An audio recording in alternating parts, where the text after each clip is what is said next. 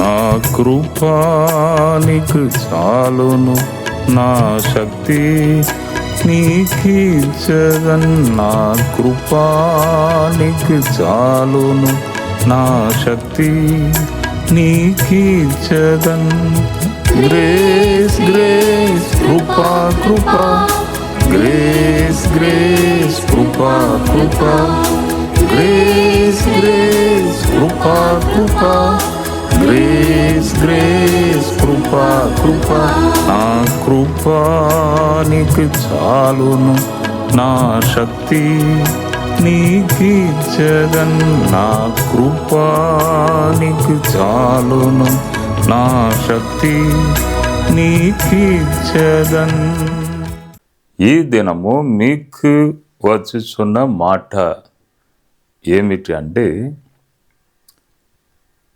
ఈ యేసు ప్రభు త్వరగా ఈ లోకానికి రాబోచున్నాడు అను విషయమును మనం ఇప్పటి నుంచి అర్థము చేసుకోవాలి, గ్రహించాలి, ముందుకు వెళ్ళాలి. అంటే ప్రకటన అక్కడ యోహాన్ రాసిన మాటలు మనలను సిద్ధపరచుచున్నవి. ఎప్పటి నుంచో చెప్తున్నారు, ప్రభు వస్తున్నారు, ప్రభు వస్తున్నారు. ఎప్పుడు వస్తారు సార్? అన్నిటికీ లెక్కలు ఉన్నవి, లెక్కలు. నేను ఈ నూతన సంవత్సరం కొరకు ప్రార్థనలో ఉన్నప్పుడు దేవుడు కొన్ని లెక్కలు నాకు చూపించాడు. చూపించి ఇది ప్రజలకు చెప్పవద్దు, నీవు అర్థం చేసుకోవాలి. నీకు ఒక కొద్దిగా వివరణ నీకు తెలిసి ఉండాలి. కాబట్టి నీకు నేను చెప్తున్నాను, అర్థం చేసుకొని ప్రజలను సిద్ధపరచుటకు నీవు కరెక్ట్గా వాక్యంలో ముందుకు వెళ్ళాలి అను నడిపింపు నాకు కలిగినది. అవును, యోహానుకు కలిగిన దర్శనం, ఆయన చూచిన విషయాలు, ఇవన్నిటినీ చక్కగా ప్రకటనలో ఆయన రాశాడు. మనము దానిని గ్రహించాలి, అర్థము చేసుకోవాలి. ప్రకటన ఒకసారి మనము చూడండి, 1వ అధ్యాయం 3వ వచనంలో, సమయము సమీపించినది గనుక ఈ ప్రకటన వాక్యములు చదువువాడును వాటిని విని యందులో వ్రాయబడిన సంగతులను గైకొను వారును ధన్యులు. ఏం చెప్పబడి ఉన్నది? ఈ ప్రవచన వాక్యములు చదువువారు, వినువారు, పాటించువారు ధన్యులు అని చెప్పబడి ఉన్నది. కాబట్టి తీవ్రముగా ఆలోచించాలి కదా, తీవ్రముగా ధ్యానించాలి కదా ప్రకటనను. అక్కడ ఏం ఉన్నది, ఏం చేయాలి, దేవుడు ఏం చెప్తున్నాడు, మనం కూడా తీవ్రముగా దాని లోతును తెలుసుకోవాలి కదా. 1:3 అలా చెప్పుచున్నది. 1:4లో యోహాను ఆసియాలో ఉన్న 7 సంఘములకు శుభమని చెప్పి వ్రాయున్నది.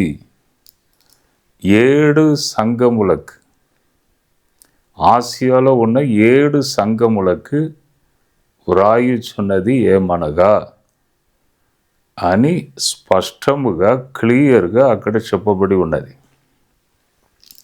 ప్రకటన 1వ అధ్యాయం 7వ వచనంలో, ఇదిగో ఆయన మేఘారూఢుడై వచ్చుచున్నాడు, ప్రతి నేత్రము ఆయనను చూచును, ఆయనను పొడిచిన వారును చూచెదరు, భూజనులందరూ ఆయనను చూచి రొమ్ము కొట్టుకుందురు. అవును, ఆమేన్. ఆమేన్ అంటే దానికి అర్థం ఏమిటి? అవునుగాక, అలాగే జరుగునుగాక. అంటే అందరము రొమ్ము కొట్టుకొని వారు చూచెదరు, భూజనులందరూ ఆయనను చూచి రొమ్ము కొట్టుకొందురు. అవును, ఆమేన్. అందరూ చూస్తారంట ప్రభు రాకను, ప్రతి కనులు చూచును అని అక్కడ చెప్పబడి ఉన్నది.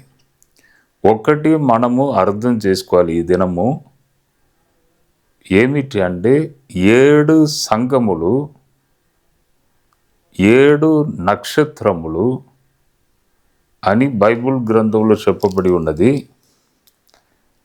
నేను మీకు చెప్తున్నాను, కాగా నీవు చూచిన వాటిని, ఉన్న వాటిని, కలుగబో వాటిని, అనగా నా కుడి చేతిలో నీవు చూచిన 7 నక్షత్రములను గూర్చి మర్మమును, ఆ 7 సువర్ణ దీవ స్తంభముల సంగతియు వ్రాయుము. ఆ 7 నక్షత్రములు 7 సంఘములకు దూతలు. ఆ 7 దీప స్తంభములు 7 సంఘములు. 7 నక్షత్రములు 7 సంఘములకు దూతలు. ఆ 7 దీప స్తంభములు 7 సంఘములు. కాబట్టి ఎప్పుడు కూడా దీప స్తంభములు అంటే సంఘములు, సంఘము. తర్వాత 7 నక్షత్రములు అంటే 7 సంఘముల దూతలు అను విషయమును ఎప్పుడు జ్ఞాపకం ఉంచుకోవాలి, అది మర్చిపోవద్దు. నేను కూడా చాలాసార్లు చదివిన మళ్ళీ మర్చిపోతాను నేను. మీరు కూడా ఎప్పుడును హృదయంలో దాచిపెట్టాలి. ఎందుకంటే 7 సంఘములు, 7 దీప స్తంభములు, 7 సంఘముల దూతలు 7 నక్షత్రములకు పోల్చి చెప్పబడి ఉన్నది. అవును, 7 సంఘములకు రాయుము అంటే నేనేమనుకుంటున్నానంటే చాలా సంఘాలు ఉన్నవి. అంటే ఒక సంఘమును మనం తీసుకుంటే 7 సంఘములలో ఒక్క సంఘములో దానిని కలుపవచ్చు. అంటే ఇప్పుడు CSI సంఘం ఉన్నది. ఈ 7 సంఘములలో ఒక్క సంఘములో దానిని కలుపవచ్చు. ఏదైనా ఒక ఇండిపెండెంట్ సంఘం ఉన్నది. ఈ 7 సంఘములలో ఏదో ఒక సంఘానికి దానిని మనం కలుపవచ్చు. మొత్తానికి 7 సంఘములు, 7 దూతలు ఆసియా ప్రాంతంలో. కాబట్టి ఫస్ట్ ఏ సంఘం అంటే ఎఫెసు. ఇప్పుడు 2026, 2027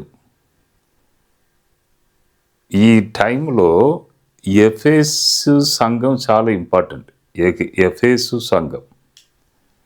కాబట్టి ఎఫెసీ సంఘం గురించి దేవుడు ఏం మాట్లాడుచున్నాడు, మనము దానిని గ్రహించాలి.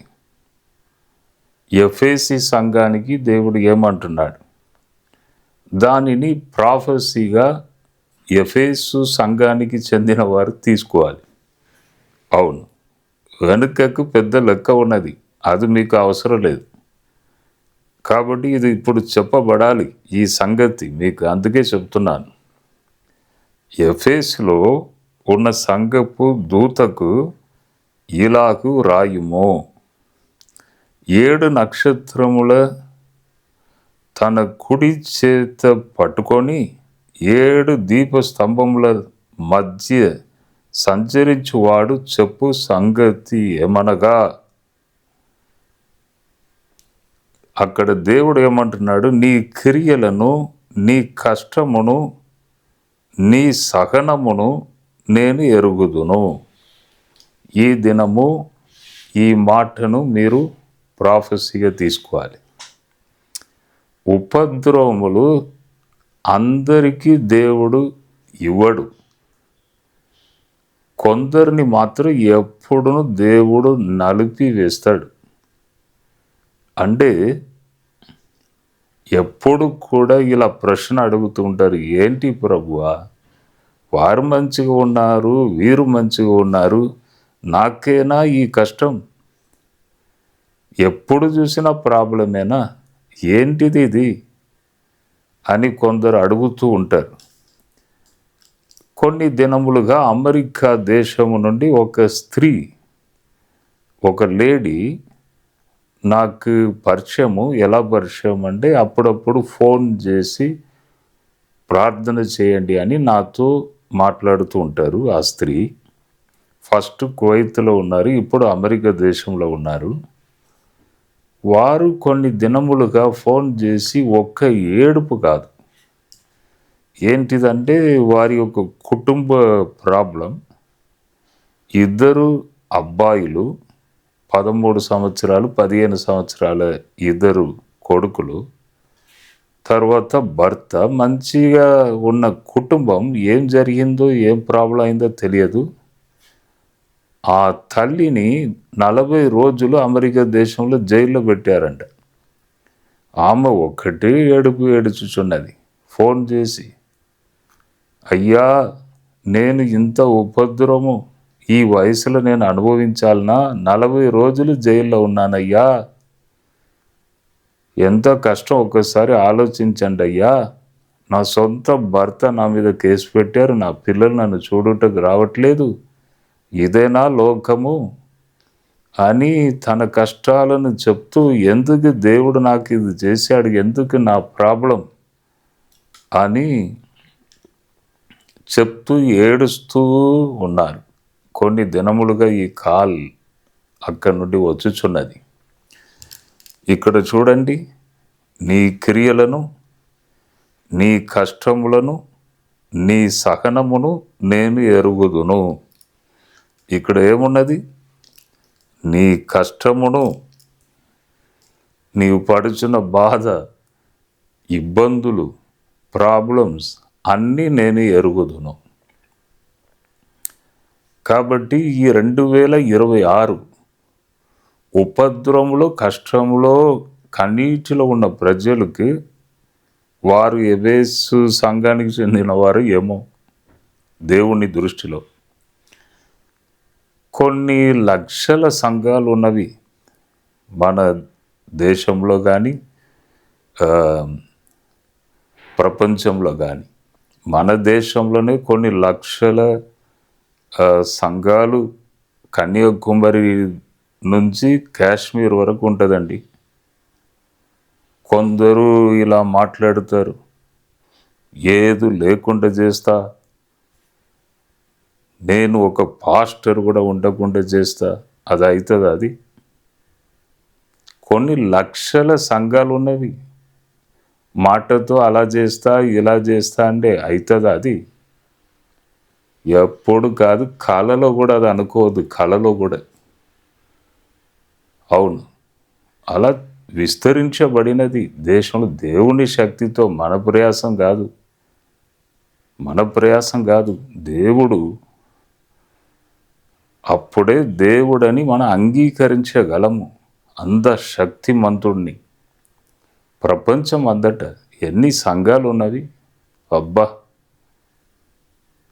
ఎలా వ్యాపించినది, ఎలా ఇలా అభివృద్ధి చెందినది. దైవ కార్యం. మనం ఏం చేయగలము? మన సొంత జీవితం నడిపటానికే కష్టంగా ఉన్నది. ఒక ఏజ్ దాటంగానే బలహీనత వచ్చేస్తుంది. షుగర్, బీపీ ఒక ఏజ్ దాటంగానే వస్తుంది. తర్వాత అనారోగ్యము, చేత కాదు. తర్వాత ఏదైనా పని చేయాలంటే అబ్బంగా నా వల్ల కాదు, అటువంటి ఒక స్థితికి వెళ్ళిపోతాం.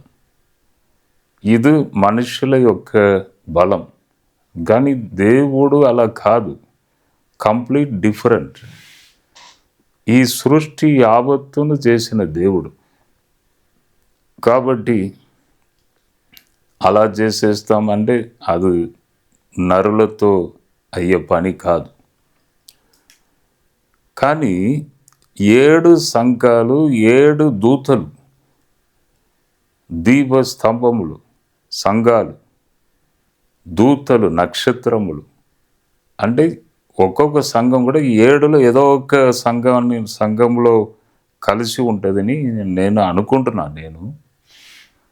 నేను నెక్స్ట్ మాట్లాడే సందేశంలో ఇంకా తీవ్రంగా ఎఫెసీ సంఘం కొరకు స్టడీ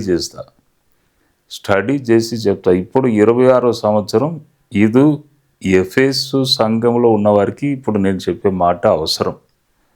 దేవుడు అంటున్నాడు, నీ కష్టాలను సహనం, ఓపికతో సహించడం, ఇవన్నీ నేను ఎరుగుదును.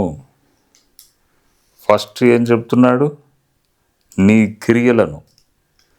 కష్టం వచ్చినా కూడా నన్నే స్తుతించుచున్నావు కదా, కాబట్టి అన్నిటినీ నేను ఎరుగుదును అని సర్వశక్తి గల దేవుడు చెప్తున్నాడు. కాబట్టి అటువంటి వారు, బాధలో ఉన్నవారు, సహనము ఓపికతో ఉన్నవారు దేవుణ్ణి స్తుతించాలి. మీ కొరకు ఈ మాటలు. తర్వాత అక్కడ ఏం చెప్పబడి ఉన్నదంటే, నీవు దుష్టులను సహింపలేవనియు అపోస్తలులు కాకయే తాము అపోస్తులమని చెప్పుకొను వారిని పరీక్షించి వారు అబద్ధికులని నీవు కనుకొంటివనియు. కొందరు అపోస్తలులని చెప్తూ ఉంటారు, కానీ వారు అపోస్తలులు కారు అని నీవు పరీక్ష చేసి నీవు తెలుసుకుంటావు. ఆ కృప నీలో ఉన్నది అని దేవుడు అంటున్నాడు. కరెక్టే. దుష్టులను నీవు సహించవు. ఎవరైనా అబద్ధం చెప్పి నేను అపోస్తలుడు అంటే వెంటనే నీకు అది తెలిసిపోతుంది, ఆ కృప నీకు ఉన్నది. దుష్టులు నీకు ఇష్టం ఉండదు అని మీ గురించి దేవుడు చక్కగా యోహాన్ ద్వారా బయలుపరచబడి రాయుమో, ప్రతి సంఘానికి రాయుమో అని అంటున్నాడు. కాబట్టి మీరు సంతోషపడాలి. అటువంటి వారు అపోస్తలులు అంటే దాని వెనుక చాలా ఉన్నవి. అద్భుతాలు, సూచక క్రియల ద్వారా ప్రూఫ్ చేయబడుతుందంట వారి యొక్క సేవ. అపోస్తలులు అంటే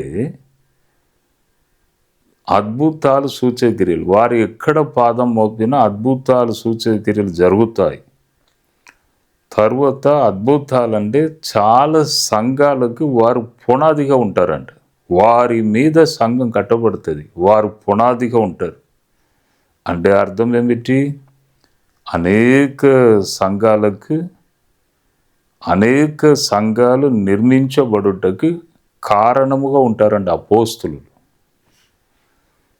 అంటే నా జీవితంలో ఒకటి జరిగింది. ఏమిటి అంటే, ఒకసారి భద్రావతి అక్కడ వెళ్ళాం, మీటింగ్ కొరకు వెళితే నేను అమ్మగారు వెళ్ళాం. పెద్ద మీటింగ్, మంచిగా అరేంజ్మెంట్ చేశారు. అప్పుడే నేను ఒక చర్చ్ ఒకటి కడుతున్నా. అంటే సొంతంగా ల్యాండ్ కొని మొత్తం 100% నేనే ఖర్చు చేసి కట్టాను. దాదాపు ఒక 50 లక్షలు కావచ్చు. అప్పుడే అన్నీ నేనే ఖర్చు చేశాను. ఖర్చు చేసి ఆ సంఘమును కట్టిన తర్వాత ఈ భద్రావతి మీటింగ్ వెళ్ళాను. వెళితే నాకు టైం ఇచ్చినప్పుడు వారు ఏం చెప్పారు తెలుసా? అక్కడ ఇప్పుడు గొప్ప అపోస్తలుడు జడ్సన్ అబ్రహాం గారు భారతదేశంలో చాలా గొప్ప అపోస్తలుడు అని చెప్పి నన్ను పిలిచి నాకు టైం ఇచ్చినప్పుడు నా గుండె బాగా కొట్టుకున్నది. అయ్యో, నన్ను అపోస్తలుడు అంటున్నారు నన్ను. అప్పుడు మెల్లిగా దేవుడు, ఇప్పుడే ఒక సంఘం కట్టావు కదా నువ్వు, సంఘము నిర్మించబడుటకు కారకులుగా ఉండాలి అపోస్తలులు, అదే అపోస్తలులు అని నాకు దేవుడు కొద్దిగా వివరించాడు ఆ టైంలో. నేను ఇష్టపడలేదు. నేను సాధారణ ఒక స్వార్థికుడు. నేను అలా పిలవాలని నేను ఇష్టపడను. కానీ ఆ మీటింగ్లో కర్ణాటకలో పిలిస్తే అప్పుడు దేవుడు కొద్ది వివరణ ఇచ్చాడు నాకు. ఇప్పుడే ఒక సంఘం కట్టే కదే నా కొరకు. పునాదిగా ఉన్నవారే అపోస్తులు సంఘానికి అని ఆ విషయాన్ని చెప్పారు. కాబట్టి కరెక్ట్ అపోస్తులను నువ్వు కనిపెడతావు, నీవు గ్రహించగలవు అన్న విషయమును కూడా ఇక్కడ దేవుడు తెలియజేస్తున్నాడు. నీవు సహనము కలిగి నా నామము నిమిత్తము భారము భరించి అలయలేదనియు నేను ఎరుగుదును. నా కొరకు చాలా ప్రయాసపడ్డావు, నా నామము నిమిత్తము భారము భరించి అలయలేదనియు నేను ఎరుగుదును. ఆయనను మొదట నీకుండిన ప్రేమ నీవు వదిలితివని నేను నీ మీద తప్పు ఒకటి మోపవలసి ఉన్నది. ఇదైతే చాలా ముఖ్యమైన మాట అండి. మొదటి ప్రేమను ఎవరెవరు కోల్పోయారంటే అందరూ వస్తారు లిస్టులో. నాకు కూడా ఈ మాట అనేక సార్లు నా హృదయమును తాకినది. మొదటి ప్రేమ పోయింది కదా, అప్పుడు వయసు తక్కువ, అప్పుడు మనం పరిగెత్తిన విధానం వేరు, అప్పుడు ప్రభు కొరకు బాగా చేశాం. ఇప్పుడు ఏజ్ పెరుగుతున్నది, హెల్త్ ప్రాబ్లం, సరిగా చేయలేకపోతున్నాం కదా అని బాధ. మొదటి ప్రేమను నువ్వు వదిలితివి అని నేరం మోపుచున్నాడంట దేవుడు మన మీద, ఎఫెసీ సంఘం మీద. కాబట్టి మొదటి ప్రేమను కోల్పోయిన వారు ఎవరైనా ఈ వాక్యమును వినినట్లయితే 26వ సంవత్సరం ఈ సంవత్సరం ఈ వర్డ్ మీ వద్దకు వచ్చుచున్నది. కాబట్టి దేవుడు ఏమంటున్నాడు, మొదటి నీవు ఏం చేసావో అది చేయి. కాబట్టి మనము దేవునికి ఫస్ట్ ఏం చేసాం అది వదిలిపెట్టి వేరేదేదో చేసుకొని ఉంటే దేవుడు చక్కగా మాట్లాడుచున్నాడు. ఎఫెసు సంఘముతో దేవుడు మాట్లాడుచున్న దినము ఈ 2026, ముఖ్యముగా ఇటువంటి వారితో. కాబట్టి ఇది ప్రాఫెసీగా తీసుకొని మీ జీవితంను సరి చేసుకోవాలి. ప్రభు మీ గురించి నాకు అన్నీ తెలుసు అంటున్నాడు. కాబట్టి అన్ని విషయంలో మీరు ధైర్యముగా ముందుకు వెళ్ళాలి. ఎఫెసు సంఘం ఇంకా బాగా స్టడీ చేసి కొన్ని విషయాలు నేను నెక్స్ట్ ప్రసంగంలో నేను చెప్తాను. ఇప్పుడు మనము దీనిని ధ్యానించవలసిన టైం, అందుకే చెప్తున్నాను. ఎప్పుడు చూసినా రక్షణ, ఎప్పుడు చూసినా పరిశుద్ధాత్మ అనుభవం, దాని గురించి ఎన్నో వింటున్నాం. దేవుని యొక్క దీవెనలు, దాని గురించి వింటున్నాం. కానీ ఇప్పటి నుండి ఇది కూడా మనం వినాలి, ఇక తప్పదు. అటువంటి ఒక టైంకి వచ్చేసాం. కాబట్టి ప్రియులారా, ఈ మాటలను మీరు తీసుకొని ప్రభులో స్థిరపరచబడండి, ఆయన రాకడ కొరకు సిద్ధపడండి. ప్రభు తప్పకుండా మిమ్మను దీవిస్తాడు. నేను మీ కొరకు ప్రార్థన చేస్తాను. ప్రభువా, ఒక్కసారి ప్రజలను ముట్టండి తండ్రి. ఎంతమంది ఇప్పుడే మీ హస్తమును వారి మీద ఉంచండి. ఎవరెవరు ఈ మాటలను విన్నారు సిద్ధపడాలి, సిద్ధపరచాలి. అటువంటి టైంలో వచ్చేసాం అను విషయమును ప్రజలకు నేను చెప్పాను. ప్రతి కుటుంబమును కూడా మీరు దీవించండి. ఆత్మీయ జీవితంలో ఎదుగుట కృప దయచేయండి. ఇప్పుడే నీ శక్తి కుమ్మరించబడునుగాక. Lord, touch them in the name of Jesus. The power of the Holy Spirit in the name of Jesus. ఘనత మహిమ నీకే యేసు నామములో అడిగి వేడుకొనుచున్నాను తండ్రి. ఆమేన్.